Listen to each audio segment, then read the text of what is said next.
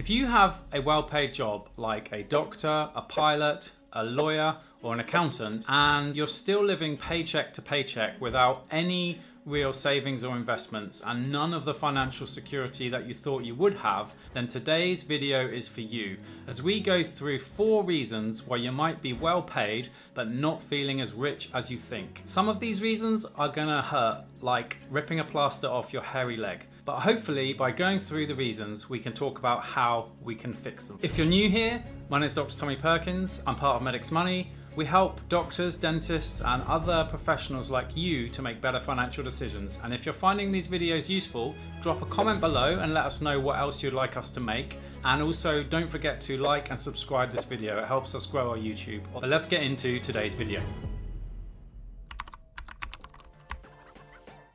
The first reason that I want to go through is lifestyle creep. So I said some of this was going to hurt. It's going to hurt straight from the bat. That hurts my feelings.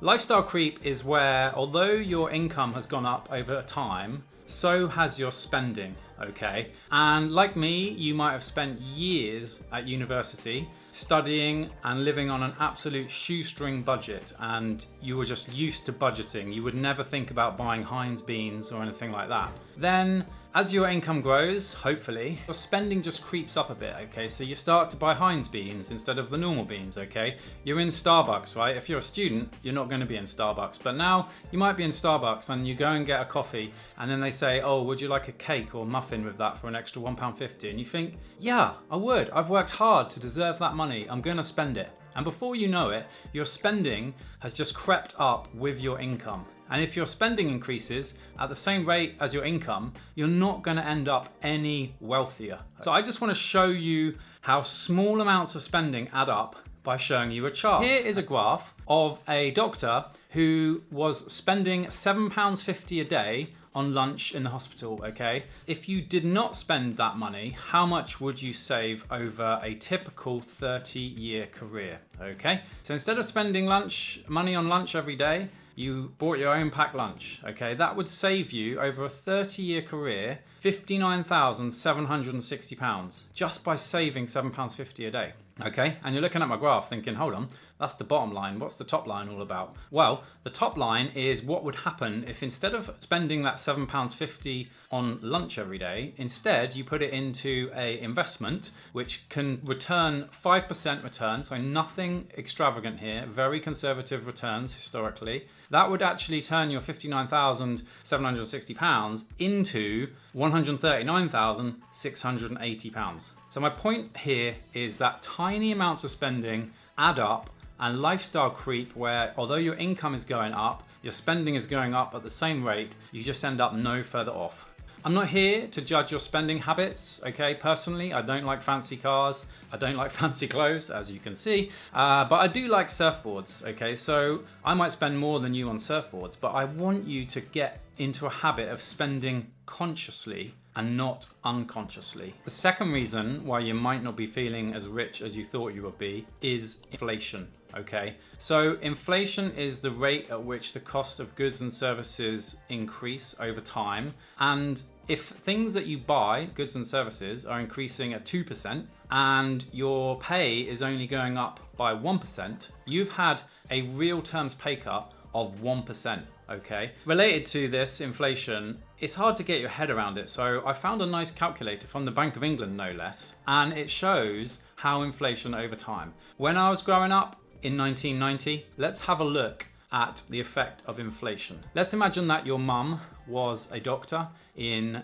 1990 and she was earning £50,000. What would that equate to today? So as you can see, put it into the calculator, and it equates to 113,182.91 pence. I love the accuracy to 2 decimal places from the Bank of England there. Kind of reassuring that these people are in control of our money. Okay, so 50,000, a lot of money back in 1990. Okay, let's just imagine that your mum was a banker, okay, back in 1990, and she was earning £100,000, okay? In today's money, adjusted for inflation, that would be £226,365.81, a lot more. And that is just purely the effect of inflation. And what we're about to see is that wages have not kept up with inflation, and that is one massive reason why you may be feeling not as rich as you thought. So let's just imagine that your mum hit it big, okay? She started her own company and she became a millionaire in 1990. She had £1 million in her bank account. How much would that be worth today? That would need to be £2.2 million today, just from inflation. Okay, so that was a nice demonstration of inflation, but you're thinking, well, what is this to do with my wages? Well, here's the next graph, which shows the average earnings compared to inflation for a range of professionals. Okay, so we have the private sector, everyone can see that. They must be feeling pretty smug because they've done all right. And then if we look at the graph, bottom blue line is consultants in the NHS, okay, that in real terms have had the biggest pay cut. And just above them is foundation doctors in the NHS, okay? So you might be aware that junior doctors have just been on strike and are in pay dispute with the government. You've got to wonder why the consultants aren't on strike as well. But let me know your thoughts on that in the comments. But I think this graph just indicates that the real terms after inflation pay cuts over the last 10 years for some groups have been absolutely savage, okay? Next slide shows the junior doctors in more detail, okay? So we can see an almost 30% real terms pay cut for junior doctors. And if you're not a doctor and you're thinking junior doctors means, oh, they're just starting, maybe they're just training, unfortunately not. Junior doctor is the most misleading term out there. And if you're wandering around your local hospital, most of the people you see running the hospital day and night, making life-saving decisions, performing life-saving surgery are junior doctors. I hate the term junior doctors, and it completely infantilizes highly trained medical professionals that they are. And I mentioned consultants earlier. Well, look at theirs. Even more decline, okay? So check that graph out. Here's a graph showing a few other professions, okay? So interesting that train drivers have done well. Got to say congratulations to them, and all workers in pink. But off the bottom there again, medical practitioners, just look at that curve. So if you're wondering, why is my doctor on strike? Or why can I not get an appointment with my GP? Or why are all my GPs leaving and making YouTube videos instead? You might be starting to get to the idea of why that is the case. Maybe you work in the private sector though, and you're feeling pretty smug with yourself because you're looking at that line thinking, actually, I haven't really lost any pay. Well, unfortunately, this graph shows you just how inflation has been destroying our wealth over the last 10 years, okay, because of sub-inflationary pay rises and very poor growth. Inflation is destroying our wealth. What can you do about that? Go on strike, get a new job. Difficult really, but just be aware of it and also think about spending less. Third reason that you might not be feeling as wealthy as you think, tax. So due to the progressive nature of most tax regimes, the more you earn, the more tax you pay, both in real terms, but also in percentage terms, okay? So again, let's hit the slides. So let's just imagine that you are earning £100,000, okay? And you go to do some work for some overtime, okay? Then you will earn for £100 an hour. So you'll earn 100,000 and £100, okay? So what tax do you pay if you do an extra £100 work when you're earning £100,000? And nobody's saying that £100,000 isn't a tremendous amount of money, but what I am saying is you're about to see that marginal tax rates make no sense and are disincentivizing work all across the price spectrum, okay? So here's a breakdown of what you pay. So of that £100, you lose 40% to income tax, okay? Now, if you've been listening to our podcast, you're aware that although the income tax rates in England are 20, 40, and 45%, there are these marginal rates where the rate is far in excess of that. And probably one of the worst marginal rates is between 100 and 125, 140, okay? Because between that rate, you pay 40%, plus you lose your tax-free personal allowance, which means you effectively pay another 20% income tax. So that's 60% lost straight away. You pay 2% national insurance, and that leaves you with just £38 of that 100 in your pocket. So it's still a lot of money, but do we think that going to work for £100 and getting 38 represents a good deal? Would you do that? Hard to know. Let me know in the comments. Let's just factor in something that affects many, many professionals now. You spent years at university, you've got a student loan. Student loans have changed a lot since my time. I was on a Plan 1 student loan, which I'm eternally grateful for. Plan 2 student loans, different kettle of fish. So let's just have a look at the graph with that breakdown. So again,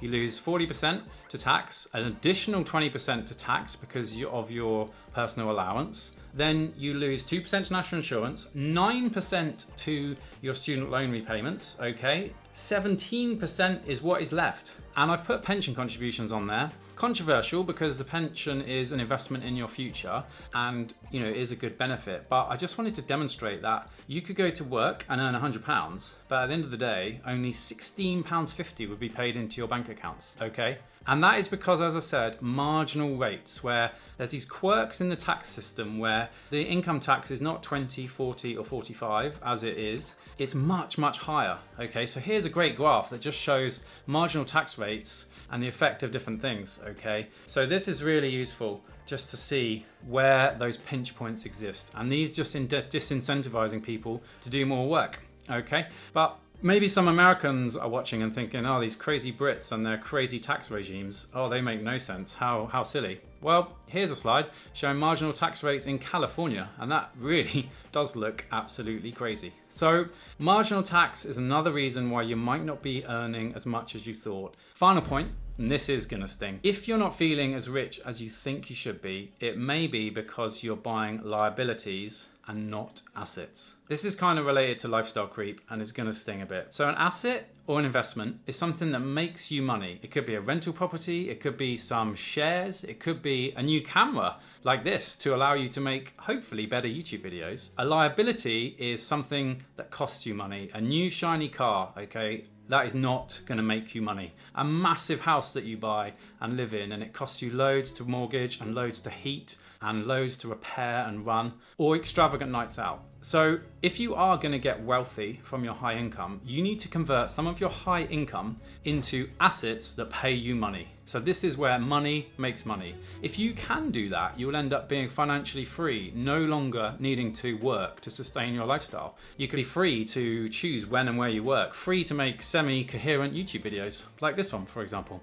And you might be super smart, super educated, a leader in your field, and you've probably spent hours to reach that position, but you've probably not been taught anything about finances. And that's okay. That's what we're here for. This is what this channel's about, what our website's about, what our podcast is about. And I think there's an assumption that if you're really smart and a leader in your field, you're naturally going to be good with finances. And unfortunately, I've experienced myself firsthand that that is not the case. Plenty more videos coming like this. If you want to learn more, check out our channel. Don't forget to hit like and subscribe. Check out our podcast and check out our email list. The links are down below. Thanks. See you on the next one.